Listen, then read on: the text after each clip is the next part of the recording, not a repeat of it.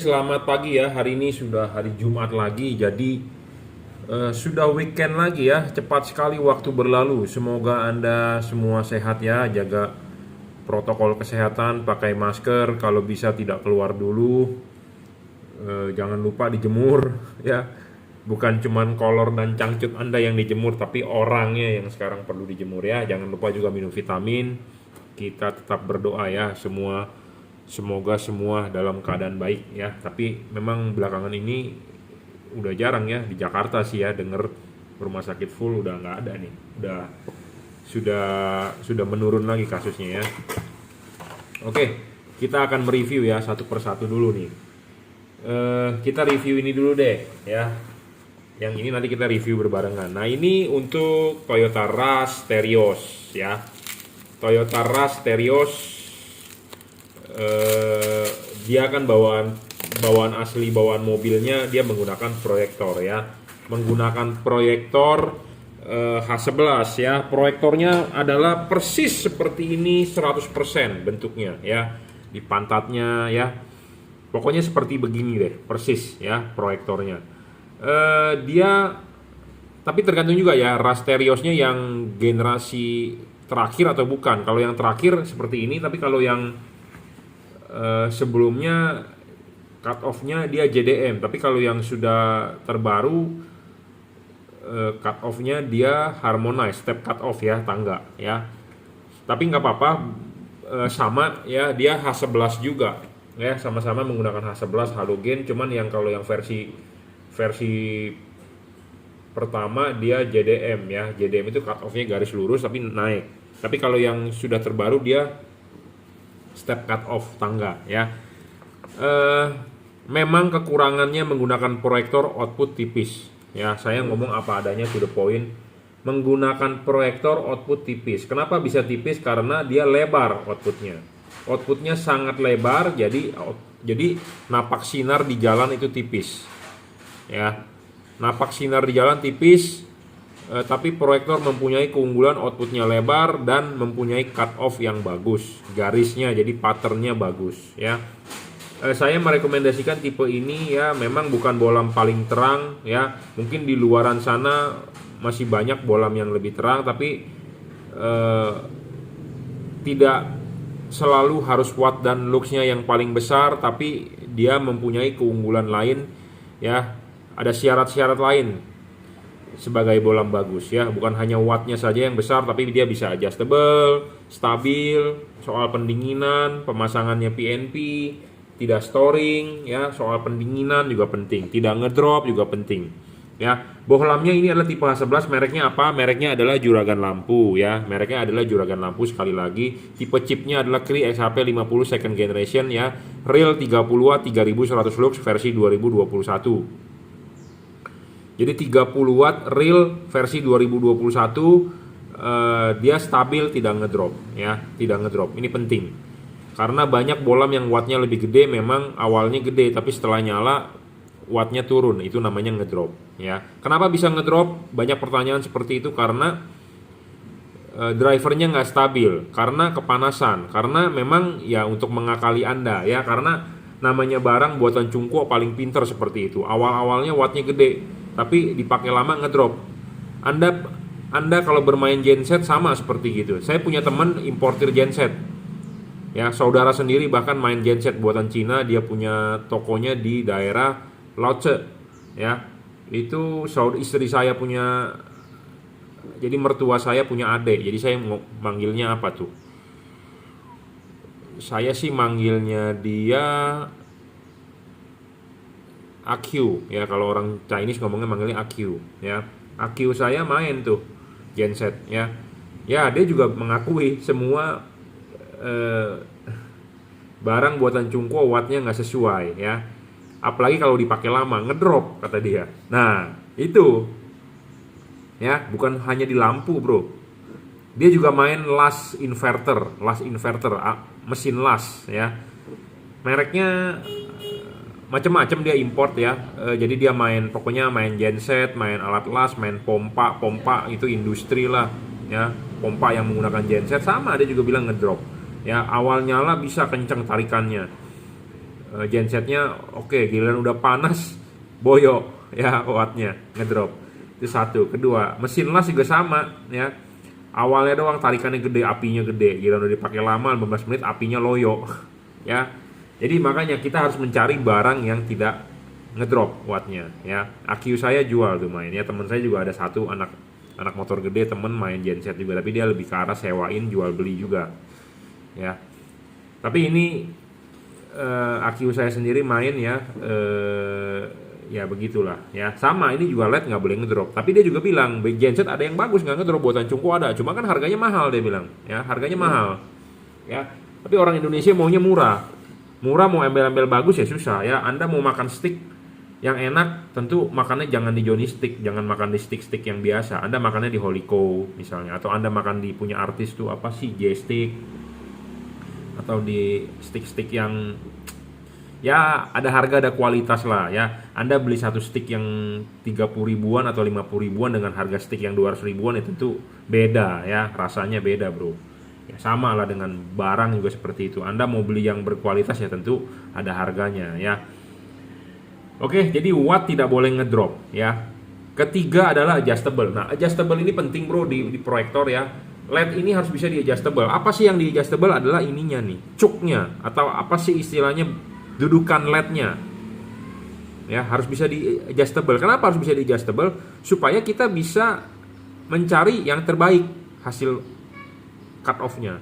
Dan adjustable ini bisa diputar dan ada titik mentoknya. Harus ada titik mentoknya. Kalau tidak ada titik mentoknya, Anda tidak bakal bisa dipasang. Kenapa? Dia akan muter terus, nggak bisa kenceng. Nggak bisa kencang, resiko copot di jalanan, getar-getar copot. Nah, kalau ini ada titik mentoknya, jadi Anda bisa masukin ini, kaki tiganya sudah masuk, Anda bisa putar, ngunci ya, ada bisa ngunci. Jangan Anda beli LED yang diputar-putar terus, nggak bisa ngunci, itu juga ribetin Anda untuk masang ya. Sebagai syarat bagus bolam ke-8 itu adalah harus bisa mudah untuk dipasang untuk orang awam. Kenapa? Karena sekarang musimnya PPKM, musimnya PSBB, musimnya PPKM darurat, PPKM mikro, PPKM level 4, nanti level 3, nanti level 1. Intinya adalah apa? Tidak ada toko yang bisa membantu Anda. Ada sih, bisa toko mungkin buka, tapi kan daripada Anda bawa ke bengkel, mendingan Anda pasang sendiri, menghemat biaya dan sekalian belajar. Jadi kita akan pandu ya. Nah, supaya kita bisa pandu dan supaya Anda gampang pasang, tentu harus ada titik mentoknya. Kalau tidak ada titik mentoknya, Anda putar-putar, nggak ada habisnya, tidak bisa kenceng gitu ya. Nah, penting, LED ini adalah tipe sorotan samping ya. Adjustable-nya penting. LED ini tipe sorotan samping ya. Anda harus masang, tulisan juragan lampunya adalah vertikal ya, vertikal. Anda mau masang horizontal boleh ya, Anda mau masang horizontal boleh tulisan juragan lampunya. Mau tulisan juragan lampunya begini, mau tulisan juragan lampunya begini juga boleh, sama. Tapi saya rekomendasi pemasangan tipe ini adalah vertikal ya. Vertikal itu begini, tegak lurus ke bawah ya. Tulisan juragan lampunya adalah vertikal ya, vertikal seperti ini ya. Anda jangan masang miring membentuk sudut begini, salah. Kalau Anda mau, Anda coba, Anda boleh masang horizontal, tapi saya rekomendasi vertikal ya, vertikal, jangan miring, intinya seperti itu. Dan LED ini adjustable-nya bisa ditarik mundur, copot nggak? Enggak bro, nggak bakal copot ya. Anda bisa dorong maju. Saya rekomendasi dorong maju, mentok, tegak lurus, vertikal. Tapi kalau Anda mau menyeting, Anda bisa tarik mundur sedikit ya. Bagaimana cara menyetingnya? Anda silakan WhatsApp saya 0898 269 3838, nomornya ada di sini nih ya. Tuh nomornya di situ 0898 269 3838. Anda silakan WhatsApp ya. Buat Bapak yang sudah beli, yang sudah order, yang masih belum paham, silakan WhatsApp saya gratis. Kita pandu pemasangan bagaimana cara setting yang benar. Ya. Syarat keempat bolam bagus adalah harus bisa diservis. Bolam ini bisa diservis dalam arti chipnya kalau rusak bisa diganti, tidak dibuang ya. Cuma tipe Kri satu-satunya yang bisa diservis. Kalau bolam LED lain, Anda silakan lem biru, lempar beli baru ya. Oke. Selain bisa diservis, syarat selanjutnya adalah soal bayangan gelap. Bayangan gelap harus kecil bro, tidak boleh terlalu gelap dan tidak boleh terlalu besar. Kenapa? Karena halogen itu 360 derajat, sedangkan dia tipe sorotan samping Ya, jadi bayangan gelap itu tidak boleh terlalu besar. Nah, bayangan gelap itu apa sih? Nah, ini bayangan gelap tuh, yang di tembok yang hitam itu bayangan gelap tuh, yang gerak-gerak tuh, ya. Kenapa bisa ada bayangan gelap? Karena ya LED-nya cuma ke kiri dan ke kanan. Tuh. Nah, kalau ini kan ngadep ke kita LED-nya. Nah, ini kita putar lagi. Nah, ini ngadep ke kita, bayangan gelap lagi. Kita putar lagi. Nah, ngadep lagi ke kita. Jadi LED itu bayangan gelapnya harus kecil. Bayangan gelapnya nih, kenapa bisa ada bayangan gelap? Karena LED-nya ke kiri dan ke kanan. Yang ke depan sini kan gelap nih, yang ke sini kan gelap. Ya, makin gelap dan makin lebar gelapnya makin jelek. Ya, kenapa ini hampir tidak ada bayangan gelap? Karena chipnya ada lensa, jadi membantu pembiasan ke sini, itu ya, seperti itu. Intinya seperti itu. Jadi penting ya. Kenapa? Karena LED ini dipasang ya, dipasang harus vertikal. Kenapa sih tadi saya bilang vertikal ya? Bayangan gelapnya harus kecil. Vertikal itu artinya tadi kan saya bilang ininya harus vertikal. Nah, vertikalnya ini adalah vertikalnya dia punya LED. Jadi ini vertikal, garis panduannya. Kalau garis panduannya horizontal, ini horizontal, ininya adalah horizontal. Nah, tadi kan saya bilang memasang harus vertikal. Jadi vertikal itu artinya ini begini kan. Nah, kalau LED tersebut bayangan gelapnya besar, berarti artinya yang diterima di reflektor bagian atas ini ada gelapnya. Nah, gelapnya jadi kalau ada gelapnya jadi Anda rugi. Ruginya kenapa? Jadi nggak bisa padat di tengahnya. Kenapa nggak bisa padat? Karena bagian reflektor bagian tengah ini bagian paling penting. Ya, yang bagian saya arsir nih. Ini bagian paling penting setengah itu, ya. Jadi setengah ini bagian paling tengah ini bagian paling center, bagian paling penting. Nah, kalau bagian paling penting ketemu bayangan gelap, kalau bayangan gelapnya banyak, ya Anda rugi, nggak bisa padat outputnya, gitu ya. Nah, bagaimana Pak kalau saya pasangnya horizontal? Nah, kalau Anda pasang horizontal, ininya horizontal, artinya kan ini langsung ketemu LED-nya ini langsung mengarah ke reflektor bagian tengah. Betul, outputnya lebih padat, tetapi tidak bisa lebar outputnya, kurang lebar. Ya, jadi makanya ada plus dan minus. Saya rekomendasinya Anda masang begini. Ya, ini tangan saya ini adalah mangkok nih yang diarsir ini, tangan saya umpamanya begini. Ya, Anda masang begini, outputnya lebar, cut off bagus. Anda masang begini, memang dia bisa lebih padat, lebih terang, tetapi tidak lebar. Itu makanya saya rekomendasi Anda masangnya vertikal, bukan horizontal. Jangan Anda masang membentuk sudut, begini miring nih, miring begini. Makanya tadi saya bilang harus vertikal, tegak lurus. Ya, jangan Anda masang miring begini, rugi. Anda harus masang tegak lurus begini. Ya, makanya tadi saya bilang ininya harus tegak lurus, tulisan juragan lampunya berdiri, jangan miring, jangan begini, salah. Tegak lurus terhadap bumi, terhadap dia punya reflektor bagian tengah. Jadi kalau Anda tarik benang, ya benang itu akan lurus. Jadi Anda kalau tarik benang, benangnya itu harus lurus dengan ini, ya benar-benar harus lurus. Tapi nggak usah sampai tarik benang lah. Kita bukan tukang bangunan yang harus presisi banget bikin tembok, ya seperti begitu mesti tarik benang. Tapi kita bisa lah, ya tegak lurus aja, ya. Nah, itu cara setting awalnya. Nanti kita fine tuning ya, sudah disetting. Nah, kita harus praktek juga di lapangan. Nah, praktek di lapangannya bagaimana? Anda parkir depan tembok mobil Anda 2 sampai 3 meter. Nah, Anda nyalakan parkir depan tembok 2 sampai 3 meter. Terus Anda nyalakan, temboknya harus tembok putih jadi supaya gampang Anda memperhatikannya, ya. Jadi parkir mobilnya depan tembok 2-3 meter. Nah, terus kan Anda akan melihat hasilnya seperti ini, outputnya, garisnya. Ya, ini burem. Nah, Anda lihat di depan tembok hasilnya seperti ini, tidak garis. Nah, Anda bisa bermain, kan tadi saya sudah bilang, ya, settingkan vertikal. Nah, terus Anda praktek, Anda nyalakan, Anda lihat hasilnya di tembok sudah memuaskan belum? Kalau belum, Anda masih bisa adjust, kiri, kanan, putar, ya. Anda bisa tarik mundur nih. Ini Anda tarik mundur. Nah, kalau kita tarik mundur apa efeknya? Anda bisa lihat. Nah, ini kita dorong maju. Nah, kalau didorong maju ini lebih menyempit. Tapi kalau Anda tarik mundur ini lebih membesar. Lebih membesar, ya. Nah, itu adalah istilahnya kalau bahasa ininya adalah foreground. Ya, foregroundnya Anda mau lebih dekat ke depan bumper mobil Anda atau mau lebih jauh. Biasanya itu adalah kalau mau dideketin, biasanya orang yang tidak memakai fog lamp. Tapi kalau Anda memakai fog lamp, bagian dekatnya biasanya di cover oleh fog lamp. Nah, makanya ini LED bisa ditarik mundur. Nah, Anda lihat ya, ini saya dorong maju nih. Nah, menyempit kan? Lebih menyempit ininya. Itu ya. Nah, makanya kenapa adjustable itu penting ya. Anda intinya lebih untung Anda lebih untung beli LED yang adjustable dibandingkan Anda yang fix focus. Kalau LED ini fix focus, nanti takutnya pas Anda ngunci jatuhnya dia miring begini. Nah, miring begini udah pasti hasilnya nggak bener. Atau ini begini, atau begini. Ya, yang bener adalah vertikal, tapi horizontal Anda mau nyoba boleh. Nah, kita praktekin kalau outputnya bagaimana kita pasang horizontal. Nah, ini kita coba yang horizontal ya. Nah, ini kita coba ini kan vertikal nih ya. Kita coba horizontal, kita putar. Nah, ini horizontal. Nah, ini output horizontal seperti ini. Kelihatan kan dia lebih padat di tengah, tapi outputnya nggak begitu lebar nih. Ya, ini tengahnya nggak begitu lebar. Tapi kalau kita setting vertikal, tuh, ini tengahnya di sini lebih lebar dan cut off-nya lebih bagus, gitu ya. Terserah Anda mau horizontal boleh, mau vertikal boleh, karena tidak ada hukumnya, tidak ada dalilnya, tidak ada larangannya. Anda mau coba vertikal boleh, mau coba horizontal boleh. Yang penting adalah LED ini enak banget untuk di adjustable.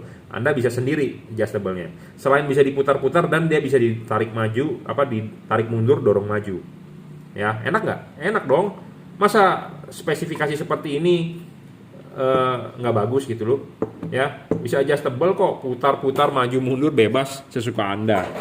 Ya, oke. Syarat selanjutnya kan tadi kan soal bayangan gelap, udah. LED ini tidak storing ya, tidak mengganggu radio mobil Anda, tidak mengganggu kerja elektronik mobil Anda. Terus soal pendinginan. Pendinginan itu penting ya. LED ini ada kipas.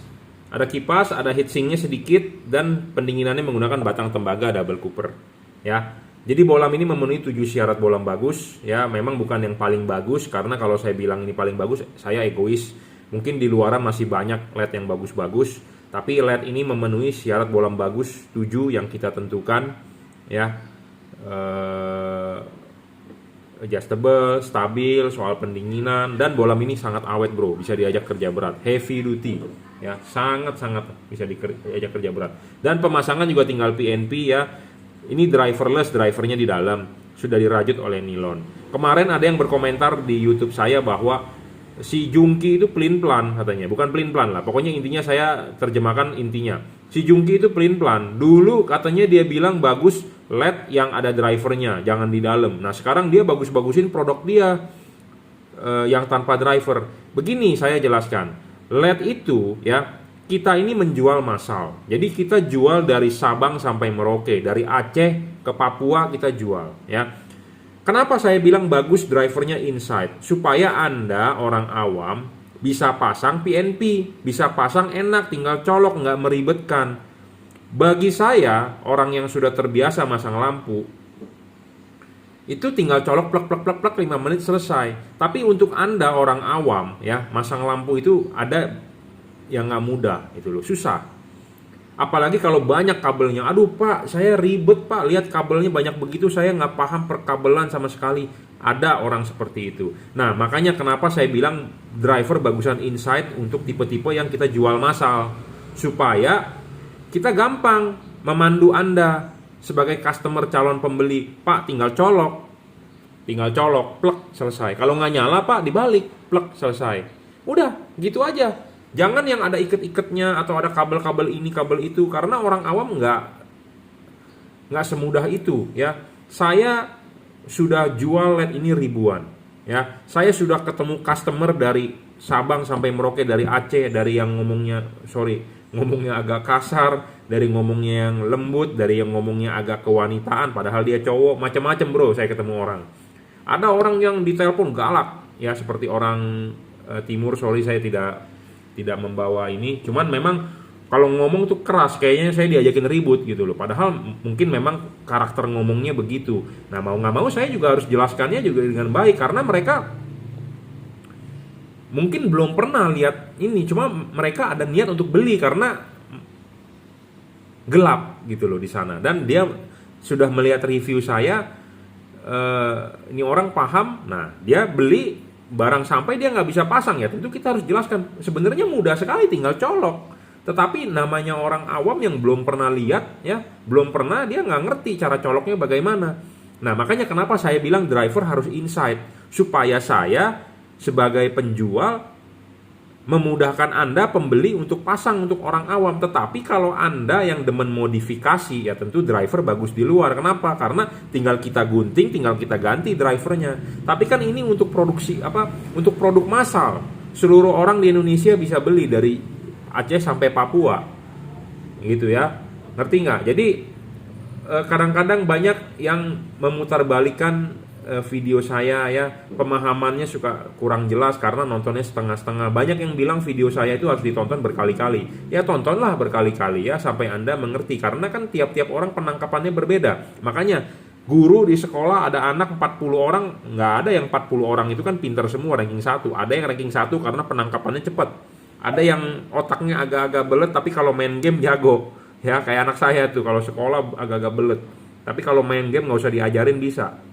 Ya, bahkan saya aja nggak ngerti tuh main Roblox lah, main Free Fire lah, ya gitu ya.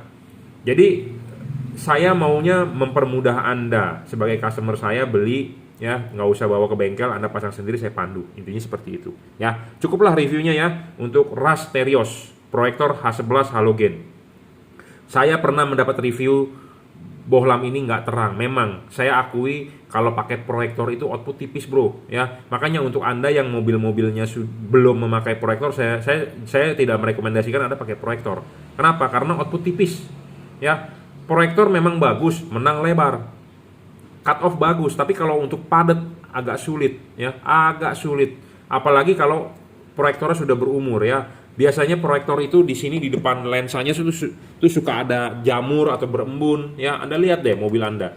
Nanti pas saat lihat kelihatan tuh lensanya berjamur atau ada semacam lapisan selaput kayak katarak. Nah, itu yang membuat nggak terang. Satu. Kedua, bolnya ini suka udah nggak mengkilap bagian dalamnya, karena itu paling penting ya. Kalau bol mengkilap pasti bagus, tapi kalau bolnya sudah tidak mengkilap, outputnya bakal tidak terang. Karena banyak sekali loh proyektor-proyektor OEM kalau kita beli di bengkel-bengkel copotan ya, pas kita buka, waduh bolnya udah goham. Goham itu istilahnya kayak orang burung dara ya, lehernya mulutnya itu sariawanan. Jadi ini juga begitu ya, kroman di dalam ini botak ya, kromannya gosong.